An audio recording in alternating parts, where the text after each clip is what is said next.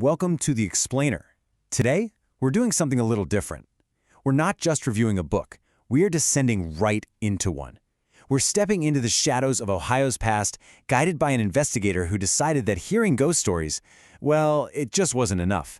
He needed to live them. Okay, so before we begin our descent, let's pull up the dossier on our source material.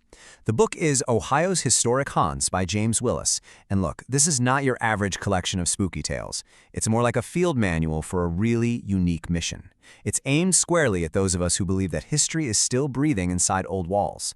And the main idea? It's simple, but honestly, it's pretty profound. If you really want to find the truth, you have to be there when the lights go out. And this sentence right here. This is the whole mission statement from the author.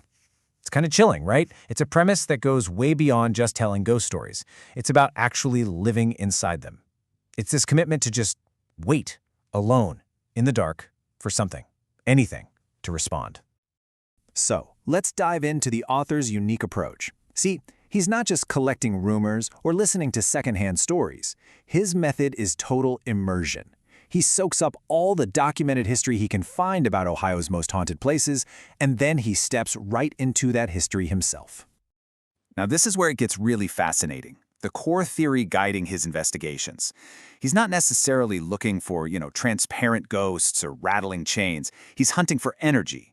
It's based on the law of conservation of energy, that energy can't be created or destroyed. So he asks this great question. When we die, where does our energy go? His belief is that what we call a ghost is that very energy lingering in a place, capable of causing real, measurable changes in the environment. The Investigator's Toolkit. So, how exactly do you go about hunting for energy? Well, the author's toolkit is this really cool mix of modern science and, well, ancient tradition. It's a blend of skepticism and being open-minded. He uses devices like infrared thermometers to detect those sudden, inexplicable cold spots, a classic sign that a paranormal presence might be drawing energy right out of the air. And he relies heavily on these super-sensitive digital recorders to capture what's known as electronic voice phenomena, or EVP. These are voices that get imprinted on recordings that the human ear just can't hear in the moment. But what's so crucial to understand is that even with all this technology, he's a skeptic at heart. But he's a skeptic who is willing to try anything. He even keeps things like pendulums in his kit. He's the first to admit he doesn't put much stock in them, but his philosophy is basically to leave no stone unturned in the search for communication.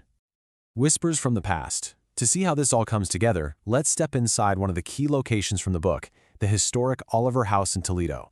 This is a place where history and haunting really become intertwined.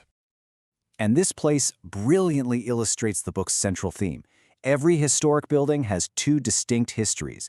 You've got the official story, the one you read on a plaque, all about dates and commerce, and then there's the other story, the one that whispers in the empty halls after dark. Employees report things that defy any simple explanation. I mean, imagine this. You untie these heavy lobby curtains for an event. You leave the room, and when you come back, they have been perfectly hand-tied again by, what, an unseen presence? It's these small, inexplicable details that build this powerful sense that some kind of intelligence is at work. Alone in the dark. Now we're moving to the heart of the entire experience, the vigil. This is the moment where the research ends and the waiting begins. It's where the author sits, all alone in the dark, and invites history to speak directly to him. But here's what's so important to understand. Willis is not a blind believer. He is a methodical skeptic. He'll observe something weird, like a tablecloth moving on its own, and his very first instinct is to debunk it. He looks for the rational explanation, which is what makes the moments he can't explain all the more chilling. Because after you've ruled out every logical cause, after you've checked for drafts and faulty wiring, what are you left with? You're left with the profound mystery at the very heart of the haunting. And this is where the atmosphere becomes truly tense. Following reports of a female spirit repeatedly seen sitting in a specific chair in the women's restroom, Willis knows he has to investigate, alone, late at night. This moment of self-aware humor is just brilliant because it makes the author so relatable and real. He acknowledges the total absurdity of the situation, which only heightens the tension. It grounds this bizarre experience in a very human, very awkward moment. So he finds the stall with the best view of the empty chair, points his infrared camera through the crack in the door, turns on his recorder, and just waits.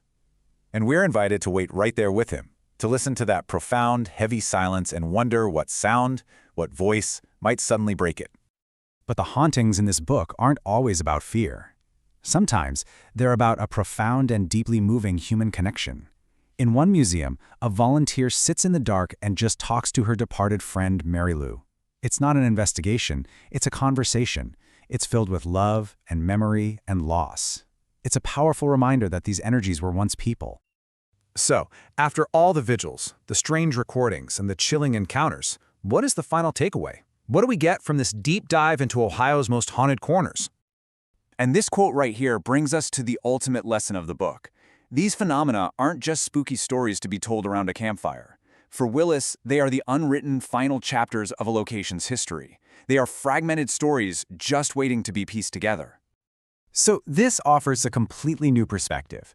A ghost story is a history lesson that just hasn't finished yet.